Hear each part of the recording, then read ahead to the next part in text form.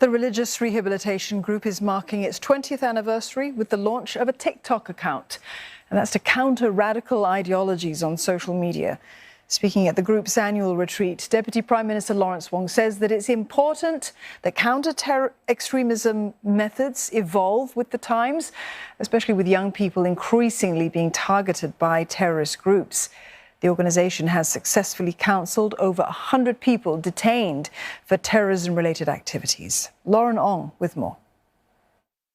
These days, even gaming platforms are a tool to radicalize people, like this game, which was used to create simulations of conflict zones that ISIS is engaged in. Authorities in Singapore are concerned that more people are radicalizing themselves, and they're getting younger. Some of them started their process of radicalization as young as 14 years old. In all the years prior to 2015, there was only one case of youth radicalization. All the years up to 2015. But in these last few years, we already have 11 cases.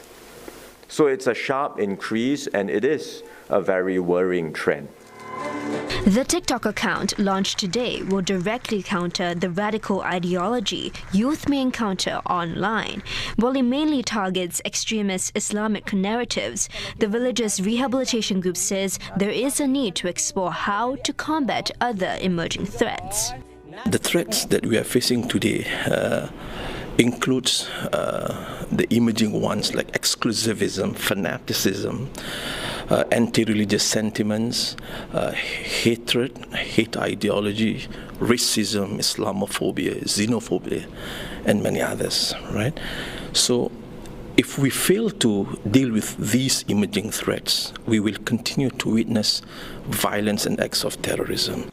Mr. Wong says another way to tackle such varied forms of extremism is for different communities to work together. For instance, the RRG was founded to tackle the rise of Islamic extremism. These days, it is sharing its best practices with the National Council of Churches Singapore. That's after a young Christian boy here was detained for planning attacks against Muslims. DPM Wong says the global security landscape remains uncertain. Terrorist groups are still determined to sow disorder and continue to get stronger. And so Singapore must do its best to preserve the mutual understanding and trust that has been built up over the decades between all the different communities that call it home.